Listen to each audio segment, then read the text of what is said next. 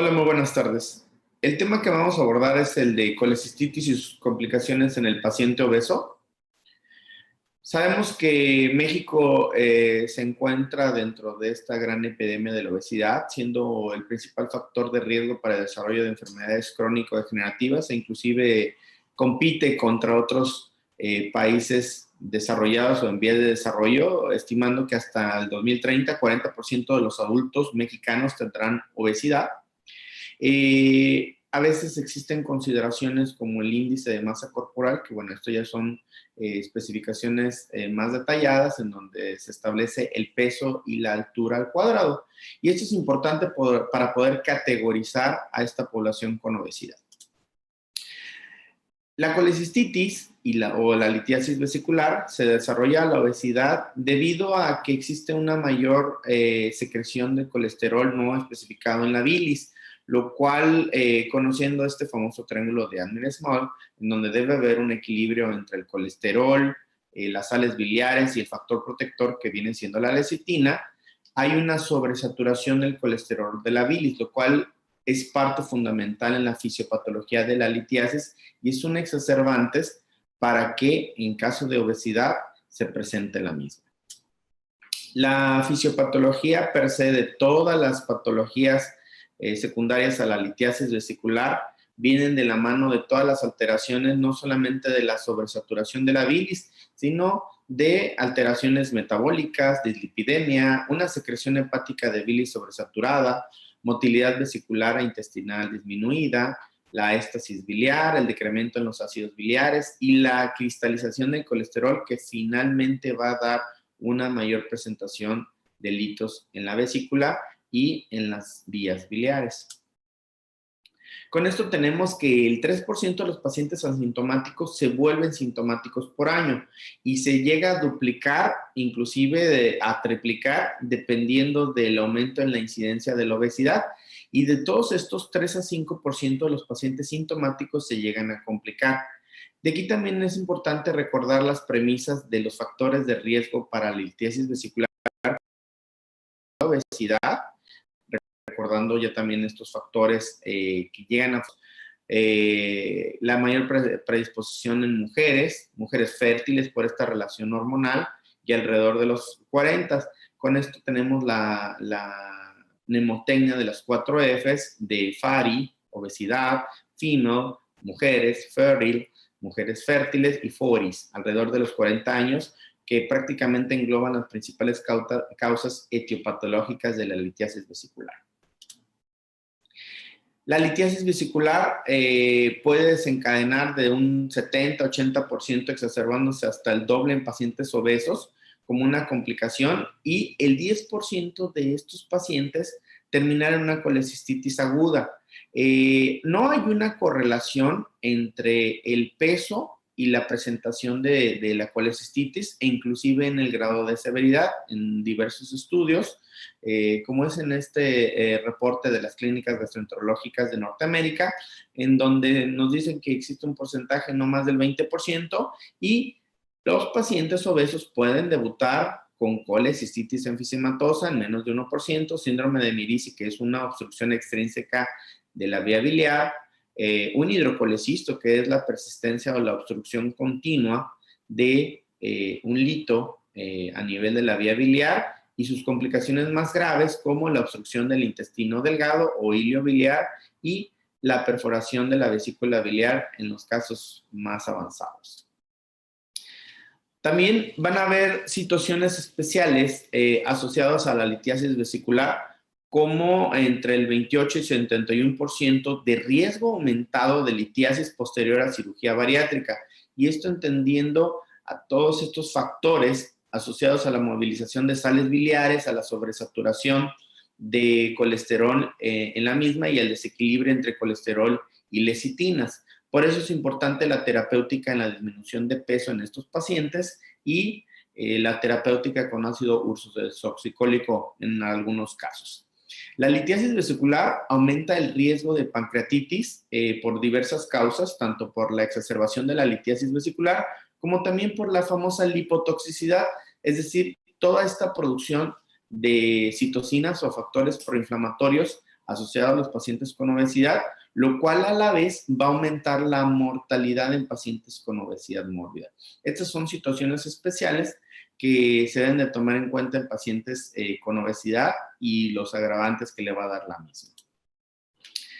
En muchas ocasiones, más del 90%, las colecistitis se relacionan a litiasis vesicular y más en casos de obesidad se vuelve un reto especial para el equipo médico que inclusive nos van a dar dificultades técnicas, no nada más por el grado de severidad de colecistitis, sino por dificultades técnicas en los insumos que vamos a necesitar emplear, como mesas especiales para pacientes obesos, insumos de intubación avanzada de vía aérea, como estamos viendo en la imagen del medio, en donde se está realizando un abordaje de la vía aérea mediante un fibroscopio, instrumentales especiales para estos grandes panículos adiposos, en el cual va a ser necesario estos instrumentos para poder realizar procedimientos de mínima invasión. Pero también la obesidad mórbida nos va a dar pauta a una mayor morbimortalidad, no por la intensidad del caso, sino por las mismas condicionantes que va a dar la obesidad, ya sea a nivel cardiovascular, metabólico o sistémico. Aquí tenemos una revisión del American Journal of Surgery del 2017, en donde se vio la relación que hay entre la obesidad y su implicación en la morbimortalidad después de pacientes sometidos a cirugía de la vesícula. Es un número muy interesante de pacientes, 73.540 pacientes, más del 91% con cirugía laparoscópica, y de ahí se elimina el hito de que la obesidad era una contraindicación para la laparoscopía. Aquí con esto vemos que realmente se puede hacer de una forma segura. No hay una diferencia significativa en la severidad de los cuadros de acuerdo al índice de masa corporal, pero aquí sí vale la pena recalcar lo que menciona este artículo, que 16.012 pacientes eran obesos mórbidos, es decir, con un índice de masa corporal de más de 35 hasta 49.9, en lo cual aumentaban las complicaciones hasta el 0.6% y también la mortalidad al 0.1%, versus pacientes no obesos. Pero en pacientes superobesos, es decir, más de 50 de IMC, las complicaciones se duplicaban más del 1.6% con una mortalidad del 0.14%. Entonces, no existe una relación entre la severidad de los cuadros y el índice de masa corporal o el peso, pero sí entre las complicaciones que pueden presentar los pacientes. Por eso es importante considerar esta variable para el agravante en caso de realizar procedimientos quirúrgicos. Y ya conocemos las famosas guías de Tokio, con su última revisión en el 2018, en donde se establece toda la ruta diagnóstico-terapéutica de la enfermedad vesicular, de la coledocolitiasis y todas sus variables, hasta llegar al manejo quirúrgico para realizar de una forma segura esta intervención, considerando la laparoscopía como un método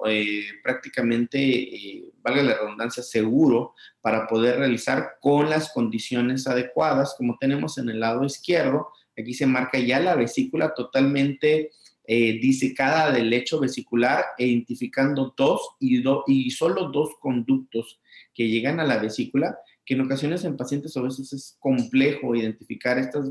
variables, y por eso también las guías de Tokio y múltiples revisiones quirúrgicas mencionan estos procedimientos de salida como en caso necesario, y que exista una contraindicación para el neumoperitoneo, conversión a cirugía abierta, pero también pues existen